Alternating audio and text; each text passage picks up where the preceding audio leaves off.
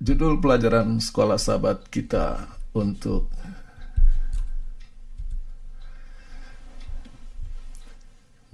minggu ini adalah Yesus, para rasul, dan pandangan mereka terhadap Alkitab. Dan saya bisa daftarkan pelajaran hari Senin sampai hari Kamis. Ada tertulis hubungan Tuhan Yesus dengan hukum, hubungan Tuhan Yesus dengan seluruh Alkitab, bagaimana Tuhan Yesus memandang asal-usul bumi ini dan sejarah dunia di dalam Alkitab, bagaimana hubungan para rasul terhadap Alkitab. Dari sini bisa kita lihat, tentu Anda telah belajar sepanjang 1 minggu ini, bahwa Tuhan Yesus memandang Alkitab sebagai sumber otoritas iman, ukuran kebenaran, dan sumber kekuatan rohani. Dan lebih jauh lagi, Tuhan Yesus memandang Alkitab sebagai firman Tuhan, bukan hasil karya manusia. Tuhan Yesus melihat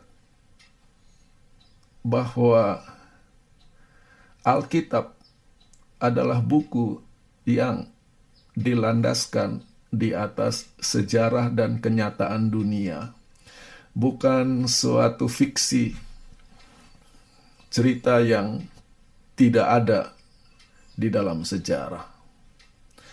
Demikian juga murid-murid memandang Alkitab sebagai otoritas iman, ukuran kebenaran, sumber penghiburan dan kekuatan, dan mereka melihat Alkitab di zaman Yesus dan para murid masih buku perjanjian lama, baik Taurat Musa, para nabi, dan buku sejarah di Alkitab, Mazmur, adalah satu kesatuan.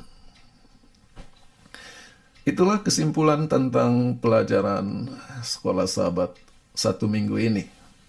Dan pada saat ini saya akan mengajak kita melihat sisi lain dari pelajaran sekolah sahabat kita, yang mana fokusnya akan ditujukan kepada paragraf paling pertama, paragraf pembukaan dari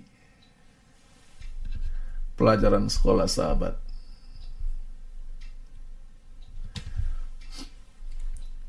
Itu adalah tulisannya,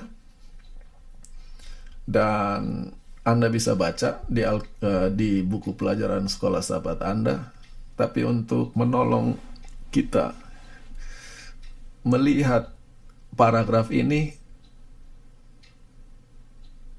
dengan baik, saya akan membaginya menjadi 4 poin atau 4 bagian. Yang pertama, dimulai dengan kalimat pembukaan.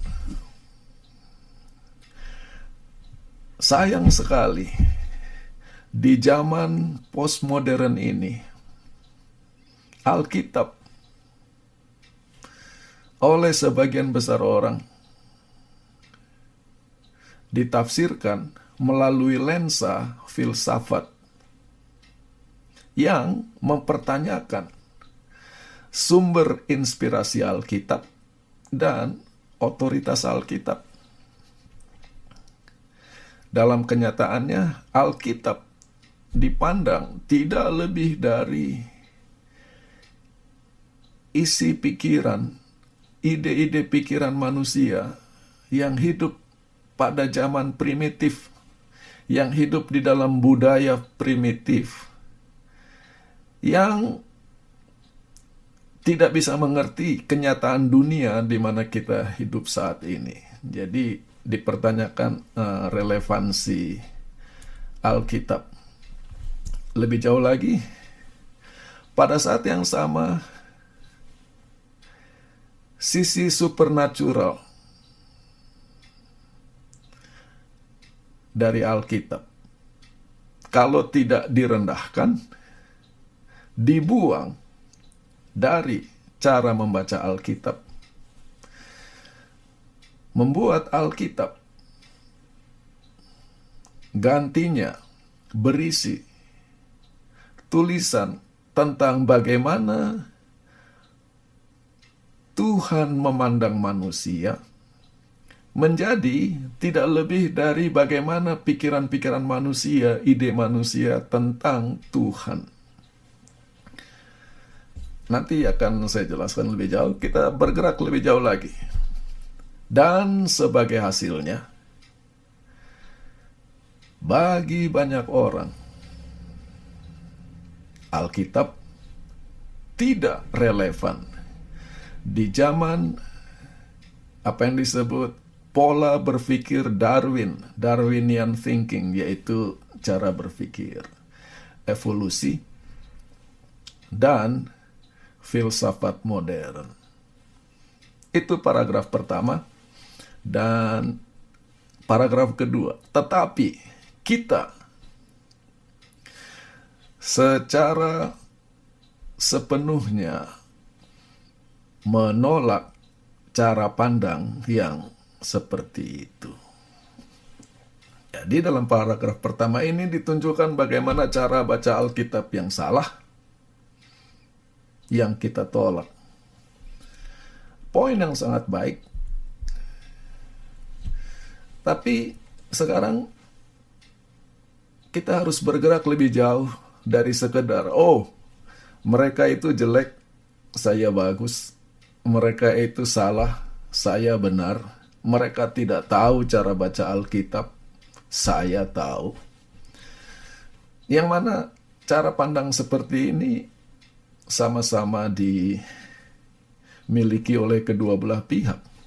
Orang-orang yang kita anggap salah tadi memandang kita membaca Alkitab dengan cara primitif, dengan cara pre-modern, ketinggalan zaman. Sementara kita melihat mereka sebagai orang-orang yang sudah hilang. Jadi good guy, bad guy, dua-dua melihat dirinya sebagai yang benar, dua-dua melihat orang lain sebagai yang salah. Maka kita perlu bergerak lebih jauh lagi daripada sekedar melihat mereka salah, saya benar, mereka hilang, saya selamat. Kenapa cara penafsiran Alkitab semacam ini, Darwinian thinking, modern filosofi, melihat Alkitab sebagai primitif, bisa sampai muncul dan berkembang subur? Itu perlu dibahas. Yang berikutnya, apa yang bisa kita pelajari dari cara mereka baca Alkitab? Apakah kita sepenuhnya bersih dan murni dari jebakan-jebakan yang membahayakan di dalam membaca dan menafsirkan Alkitab ini? Di dalam membahas hal ini, saya akan mulai dari poin terakhir. Bagian terakhir dari paragraf tadi, yaitu akibat dari cara pembacaan atau penafsiran Alkitab seperti ini, Alkitab dianggap sebagai tidak relevan. Di zaman Darwinian thinking atau cara berpikir Darwin, evolusi, dan modern filosofi.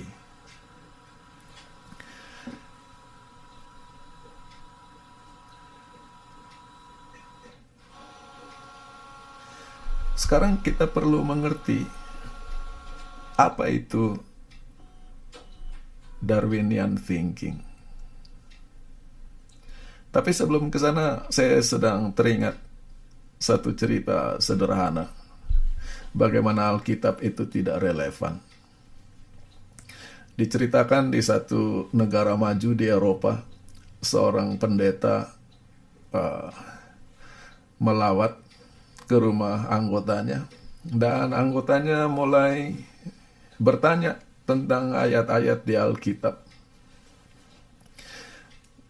Dimulai dengan pertanyaan, cerita di buku Kejadian hebat sekali, bagaimana penciptaan dunia ini, Tuhan berfirman, terjadi penciptaan dunia hanya 7 hari.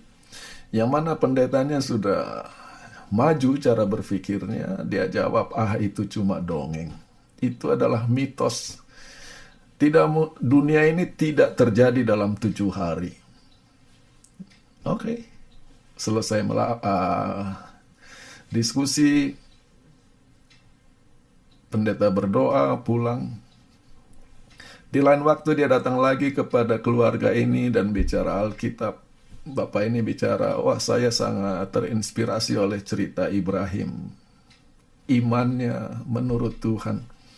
Lalu pendeta itu menyatakan, Ibrahim itu hanya tokoh fiksi. Tidak ada yang namanya Ibrahim dalam dunia nyata. Itu adalah bagaimana manusia ideal di hadapan Tuhan. Mereka berdoa, pendeta pulang, dan seterusnya.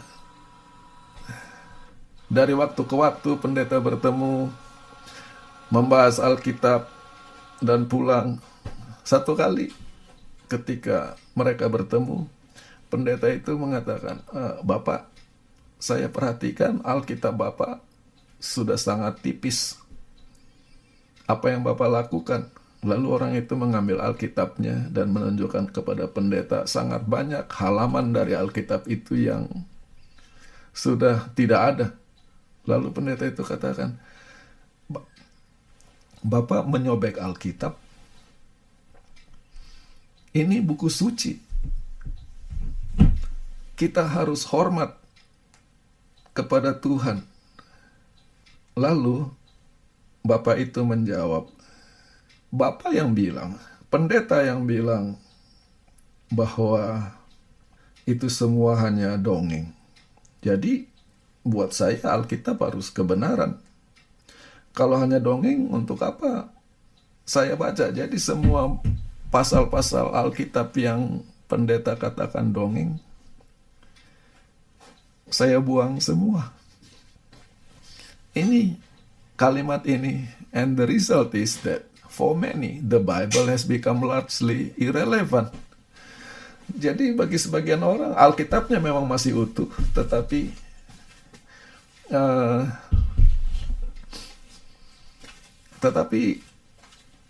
banyak Alkitab sebetulnya sudah tidak eksis lagi.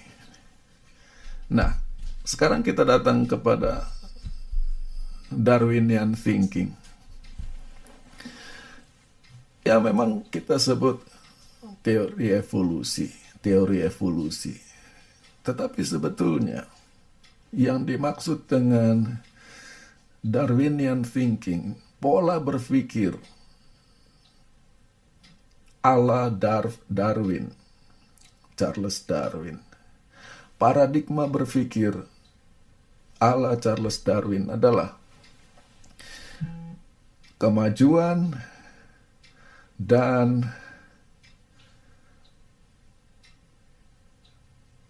kebaikan dunia ini ada di tangan manusia. Bagaimana manusia berkembang, progres, maju, improvement, perbaikan, secara lambat dari yang buruk menjadi yang lebih baik. Dari yang sangat sederhana menjadi jauh lebih rumit. Dari cara hidup primitif sampai ke cara hidup modern. Dan kalau ini diteruskan, akan tiba saatnya bahwa makhluk manusia akan mencapai kesempurnaannya. Dengan kekuatan sendiri, dengan kepintaran sendiri, tidak ada unsur Tuhan di sana. Nah, jadi Inilah cara berpikir Darwin bahwa kalau kamu mau maju, kamu yang harus memajukan dirimu. Kalau kamu mau jadi orang baik, kamu yang harus berusaha jadi orang baik. Yang mana Alkitab sangat bertolak belakang bahwa masa depan dunia ini lebih bergerak maju dari sudut kualitas manusia, dari sudut rohania, batinia, intelektual. Manusia semakin mundur karena semakin tenggelam di dalam dosa. Benar, manusia dengan segala kecerdasannya bisa menciptakan fasilitas hidup yang lebih baik. Dan harus diakui kita menikmati berkat dari kepintaran manusia ini, teknologi komunikasi yang sedang kita nikmati saat ini. Tetapi masa depan bumi ini bukan di tangan manusia, di tangan Tuhan. Itulah Alkitab. Bahwa yang akan menyelesaikan persoalan di bumi ini bukan manusia, tetapi Tuhan. Itulah konsep juru selamat, konsep penebus.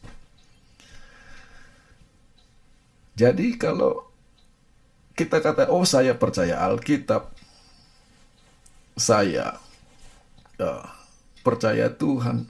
Tetapi kalau kita punya konsep tentang dosa, itu hanya masalah tingkah laku. Ada istilah yang mengatakan, karena saya melakukan dosa, maka saya jadi orang berdosa. Because I commit sin, I become a sinner. Itu secara tidak sadar itu Darwinian thinking. Saya melakukan kesalahan, saya jadi orang salah. Di dalam Alkitab, karena saya orang berdosa, makanya saya melakukan dosa-dosa. Because I'm a sinner, that's why I commit sin. Bahkan lebih jauh lagi, kalaupun saya tidak melakukan kesalahan apa-apa, tetap status saya orang berdosa.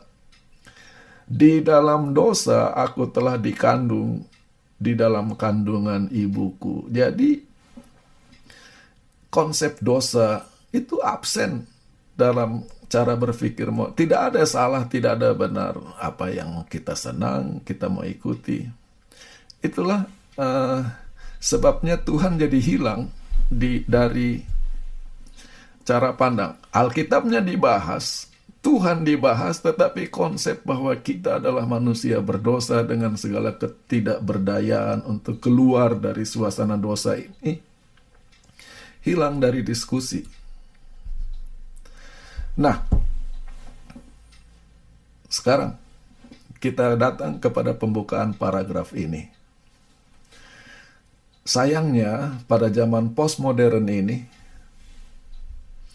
Alkitab ditafsirkan kembali melalui lensa filsafat yang mempertanyakan sumber inspirasi dan otoritas Alkitab.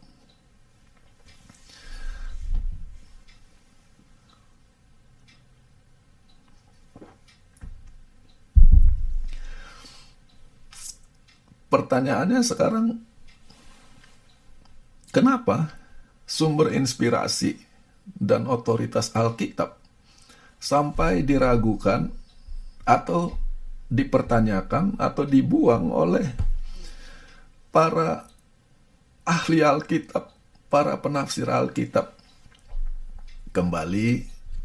Kita kembali kepada pelajaran atau diskusi Sabat lalu. Kita bisa memahaminya melalui sejarah intelektual Eropa Barat. Yang mana sejak tahun 400-an benua Eropa berubah dari kekafiran, heathenism, menjadi Kristen. Dan itu berjalan untuk waktu yang sangat lama, 1000 tahun. Dan seperti yang kita sering dengar, zaman itu disebut zaman kegelapan, the Dark Ages. Seringkali kita bicara tentang Dark Ages, Dark Ages. Bahasa Arabnya zaman jahiliyah. Ketika kita mengatakan the Dark Ages, zaman kegelapan, itu gelap untuk siapa? Oleh karena dari sudut sejarah kekristenan, apa yang disebut zaman kegelapan itu adalah zaman keemasan dari kekristenan. Bagaimana kekristenan, iman Kristen, agama Kristen bisa menaklukkan bangsa-bangsa yang belum Kristen dan dikristenkan.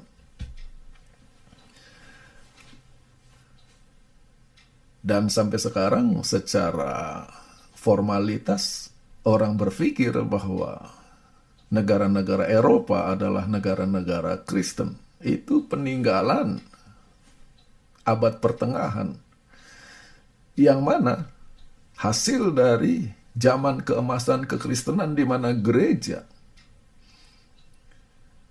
memiliki posisi yang sangat tinggi di atas politik dan kekuasaan raja-raja sekuler.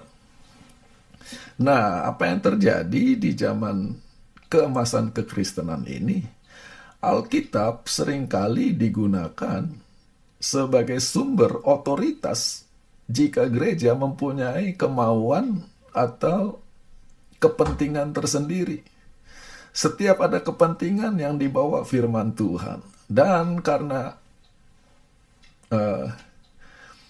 anggota diberitahu bahwa ini firman Tuhan, ini kehendak Tuhan, mereka tidak punya pilihan lain selain menurut.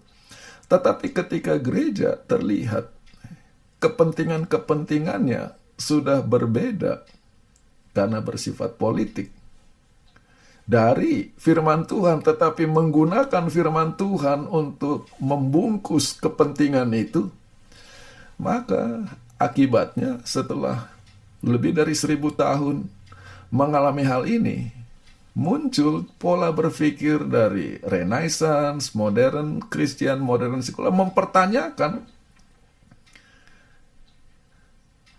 otoritas firman Tuhan dan sumber inspirasi firman Tuhan, karena mereka lebih melihat diri mereka sebagai korban firman Tuhan, gantinya diberkati oleh firman Tuhan.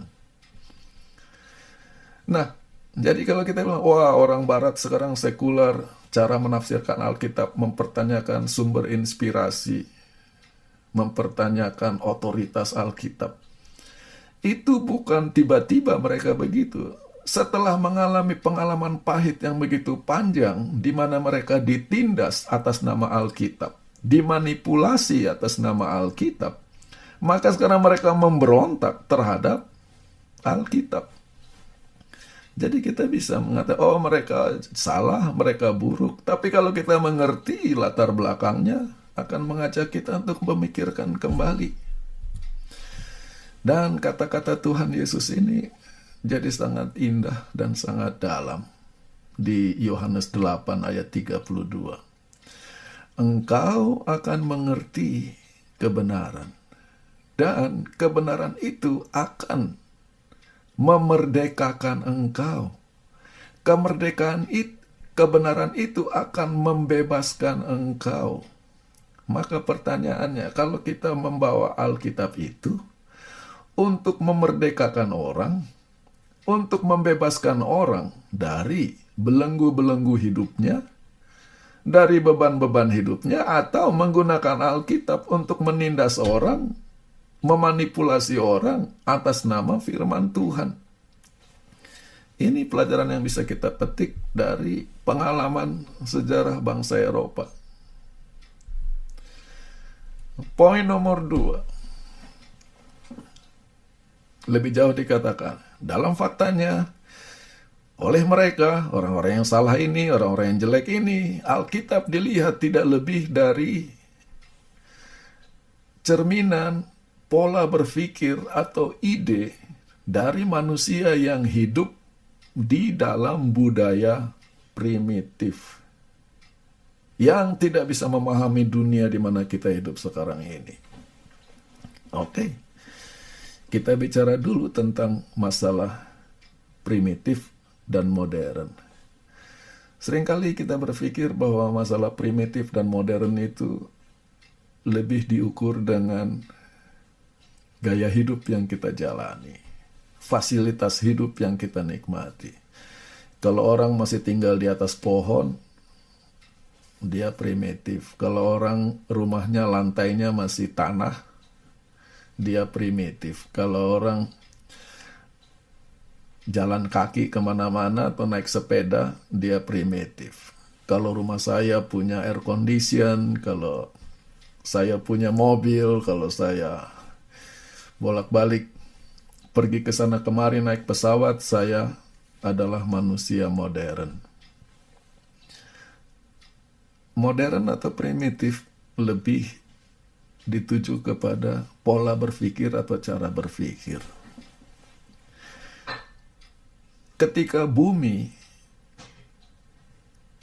keadaan atau pencapaian teknologinya belum semaju sekarang, manusia itu sangat tidak berdaya terhadap alam.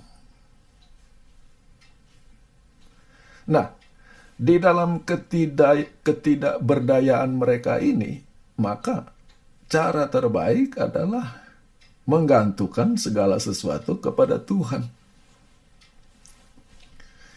Tuhan lindungi kami. Kenapa? Karena mereka rumahnya cuma tidak punya rumah, hanya tinggal di atas pohon atau tinggal di bawah pohon. Binatang buas bisa menyerang, banjir bisa menyerang, panas kepanasan. Jadi perlindungan Tuhan itu sangat penting. Ketidakberdayaan mereka mengatur kehidupan sehari-hari. Jadi segala sesuatu sangat bergantung kepada kepercayaan akan makhluk-makhluk supernatural yang akan menolong mereka menjalani hidup di dunia ini. Itulah manusia primitif, cara berpikir primitif. Nah, cara berpikir manusia modern dengan segala pencapaiannya, supaya saya aman, saya bangun rumah yang kokoh, bahkan membangun benteng. Supaya saya bisa aman, saya menciptakan senjata. Gantinya saya diserang, saya bisa menyerang.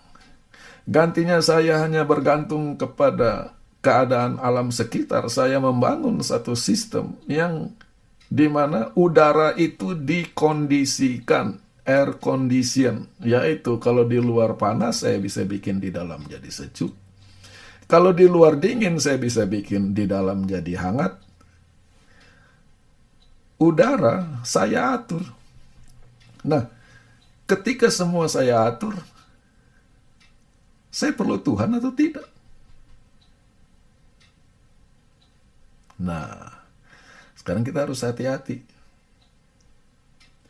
Banyak orang yang fasilitas hidupnya modern, tapi sebetulnya cara berpikirnya primitif. Melihat Tuhan tidak lebih hanya sebagai sumber perlindungan dan sumber berkat.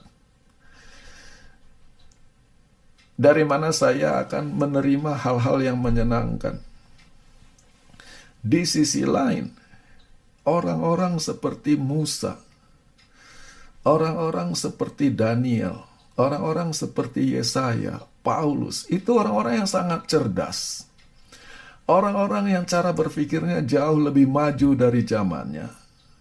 Yang bisa mengatur hidupnya untuk bisa hidup jauh lebih baik di atas orang-orang lain.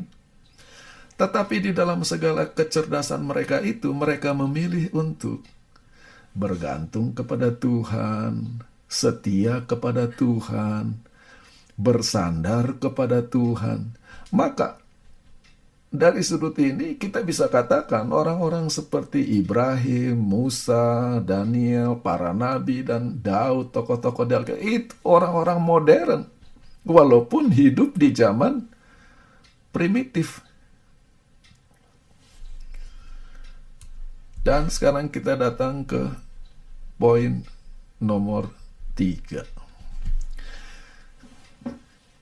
pada saat yang sama, sisi supernatural, yaitu di luar alam ini, kekuatan yang jauh lebih hebat dari dunia kita, kalau tidak dikecilkan, dibuang dari gambar ketika membaca Alkitab, maka Alkitab tidak lebih dari berisi naskah-naskah yang melaporkan pandangan manusia tentang Tuhan. Jadi, contohnya, kalau saya baca buku Yesaya, buku Yesaya itu dimulai dengan kalimat firman Tuhan yang dilihat oleh Nabi Yesaya. Kalau kita baca buku para nabi, firman Tuhan yang datang kepada Hosea, firman Tuhan yang datang kepada Amos. Di dalam cara berpikir kritis terhadap Alkitab, buku Yesaya itu tidak lebih berisi dari renungan Yesaya tentang siapa Tuhan, refleksi Yesaya tentang siapa Tuhan. Buku Hosea itu tidak lebih dari perenungan Hosea tentang siapa Tuhan. Gantinya, Tuhan yang datang kepada Yesaya, Tuhan yang datang kepada Hosea, dan di dalam melihat pernyataan dari Tuhan ini, mereka melaporkan apa yang Tuhan beritahu kepada mereka. Ada satu poin yang ingin saya sampaikan, mudah-mudahan waktu masih cukup. Saya besar di lingkungan sekolah Advent yang namanya Universitas Advent Indonesia, UNAI. Itu sekolah itu punya sejarah dari sekolah yang sederhana, namanya Indonesia Union Seminary, lalu menjadi perguruan tinggi Advent, lalu menjadi Institut Teologi dan Keguruan Advent, kemudian menjadi Universitas Advent Indonesia.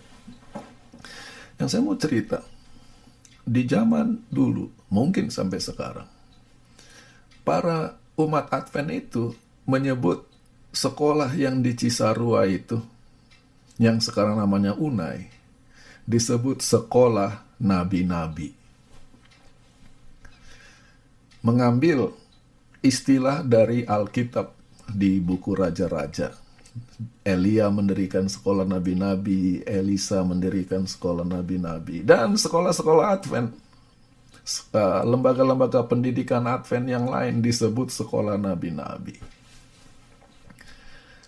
Di seluruh dunia, bukan hanya UNAI. Yang saya mau katakan, lalu ketika tamatan sekolah nabi-nabi ini yang menjadi pendeta, mereka dianggap mereka adalah nabi, mereka berpikir mereka adalah nabi. Tidak ada masalah dengan hal itu kecuali satu. Sekolah nabi-nabi itu di buku Raja-Raja beda dengan nabi-nabi seperti yang kita baca tulisannya di Alkitab. Kalau saya jadi pendeta, nomor satu, ketika sekolah, saya memilih untuk ambil jurusan kependetaan. Saya bisa katakan itu panggilan Tuhan, tapi itu sifatnya pribadi. Tapi dalam kenyataannya orang lihat, saya ada beberapa jurusan, saya pilih kependetaan. Ketika saya tamat, saya memilih bekerja sebagai pendeta. Ada banyak pekerjaan lain yang mungkin bisa saya lakukan, tapi saya memilih bekerja. Yang saya mau katakan, nabi itu tidak ada pilihannya, tidak ada sekolahnya. Tiba-tiba Tuhan datang kepada seseorang, dalam hal ini Yesaya, mengangkat dia jadi nabi. Tuhan datang kepada Yehezkiel, Tuhan datang kepada Yeremia, dan sebagian dari nabi itu sebetulnya sangat menolak menjadi nabi karena buat mereka sangat berat. Tidak ada pilihan. Tidak ada persiapan. Tuhan datang, Tuhan menguasai mereka, dan mereka melaporkan apa yang mereka terima dari Tuhan. Itulah sebabnya ketika mereka bicara, mereka tidak katakan, saya punya pendapat begini, boleh atau tidak, saya dikasih jadwal, apa saya bisa dapat kesempatan bicara. Tidak. Mereka langsung berteriak, demikianlah firman Tuhan, oleh karena mereka dikuasai oleh Tuhan. Nah, ini yang sekarang dikatakan, oh tidak, itu hanya renungan Amos tentang siapa Tuhan. Maka saya mengutip ayat dari Kejadian 1 ayat 26, bagian pertama. Berfirmanlah Tuhan, marilah kita menciptakan manusia menurut gambar dan rupa kita. Jadi manusia itu diciptakan menurut gambar dan rupa Tuhan. Tapi di sini bahaya jebakannya. Di dalam belajar Alkitab, di dalam membaca Alkitab, di dalam menafsirkan Alkitab, seringkali kita terjebak untuk terbalik bahwa Tuhan itu kita gambarkan menurut gambar dan rupa kita. Gantinya kita melihat diri kita sebagai cerminan gambar dan rupa Allah. Jadi kalau saya punya hidung, saya punya mata, saya punya telinga, Tuhan itu pasti punya hidung, mata, telinga. Kalau saya berjalan, Tuhan itu berjalan. Kalau saya duduk, Tuhan itu duduk. Maka gambaran kita tentang Tuhan itu tidak lebih dari manusia juga, tetapi lebih kuat, lebih cerdas, lebih hebat, lebih agung, tapi manusia. Yang mana itu sangat berbahaya karena yang namanya Tuhan itu tidak bisa kita pahami, tidak bisa kita mengerti, jauh dari kemampuan berpikir kita untuk memahami Dia. Tapi seringkali, dan di sini ketika orang membahas doktrin Trinitas dan sebagainya, kita jadi ribut karena kita mengecilkan Tuhan, mencerminkan Tuhan menurut gambar dan rupa kita. Ka'bah di sorga, jadi kita kira Tuhan Yesus itu seperti Harun di Ka'bah bumi. Jadi lihat kalimat ini. Gantinya cara Allah memandang manusia. Alkitab tidak lebih dari cara manusia memandang Allah. Maka walaupun kita tidak mengakui tafsiran kritis atau liberal terhadap Alkitab, seringkali kita juga terjebak di mana bicara tentang Tuhan itu seperti hal yang kecil yang bisa kita selesaikan.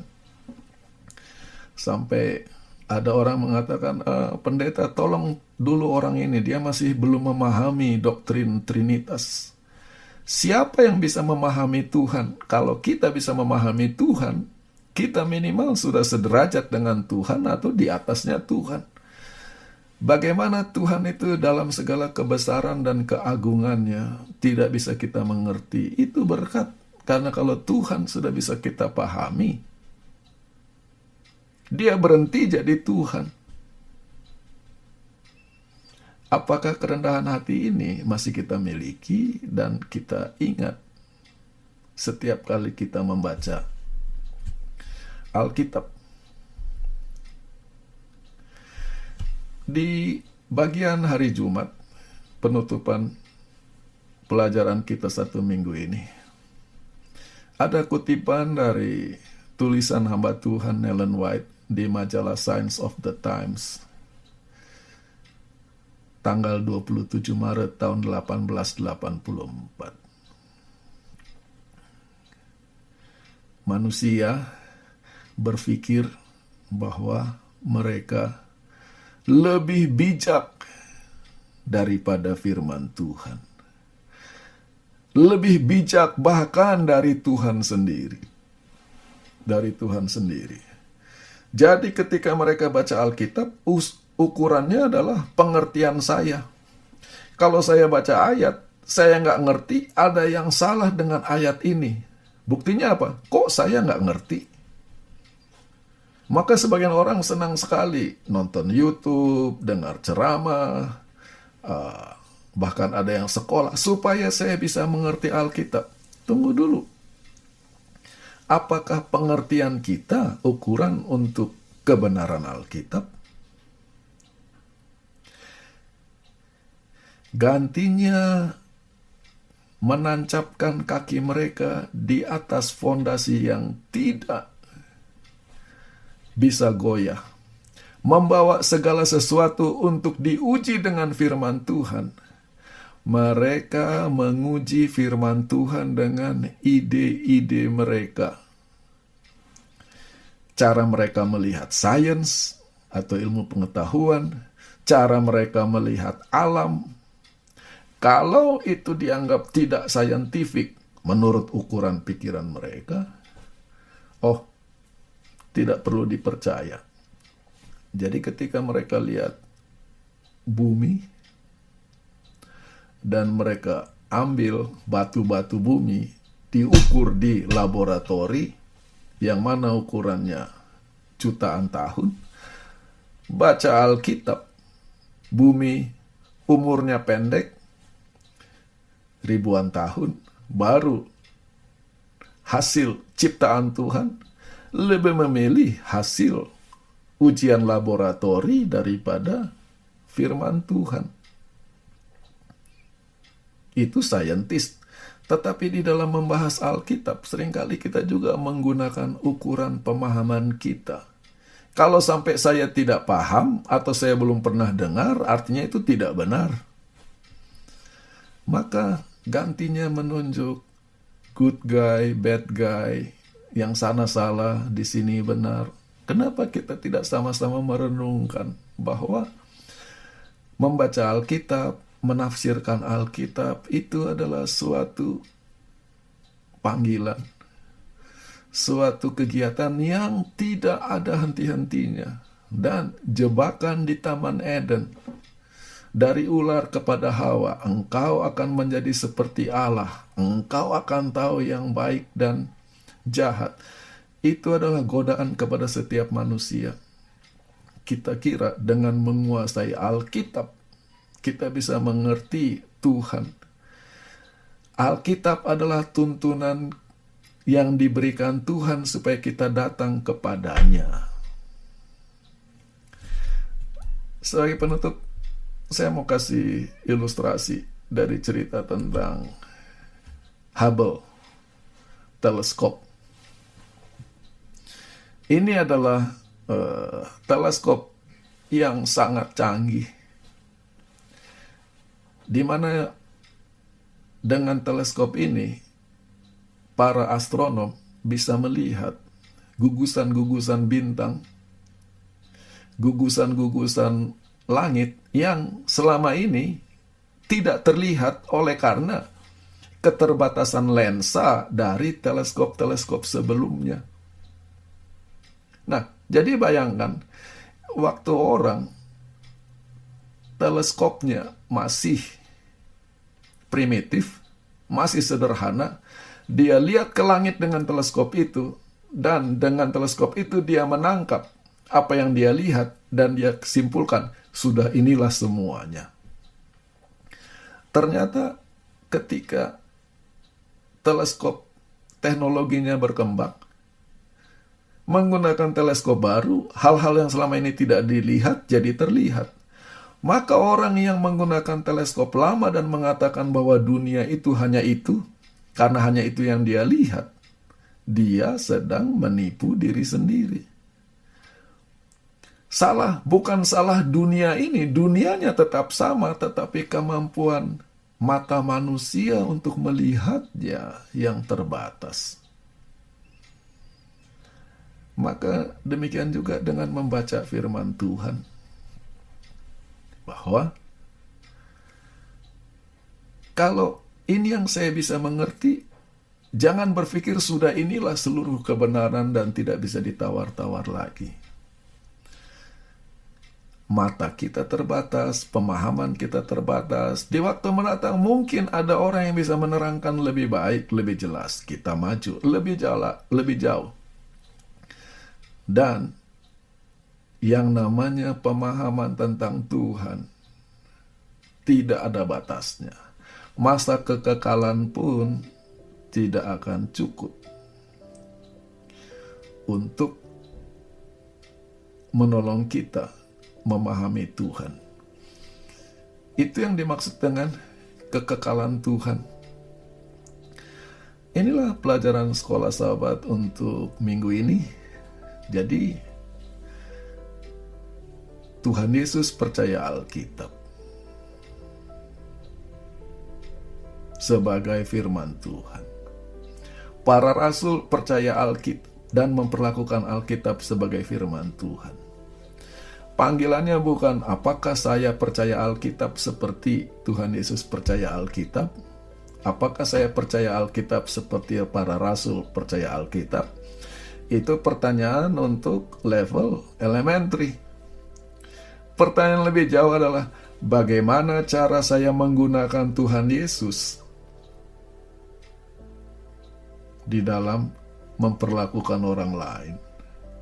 Bagaimana saya menggunakan ayat-ayat yang dikutip atau ditulis oleh para rasul dalam memperlakukan orang lain? Apa untuk menindas dan menyerang orang seperti di zaman kegelapan yang membuat orang jadi menolak Alkitab? Atau kata-kata Tuhan Yesus di Alkitab saya kutip untuk menguatkan orang, untuk menghibur orang, untuk menuntun orang? Mudah-mudahan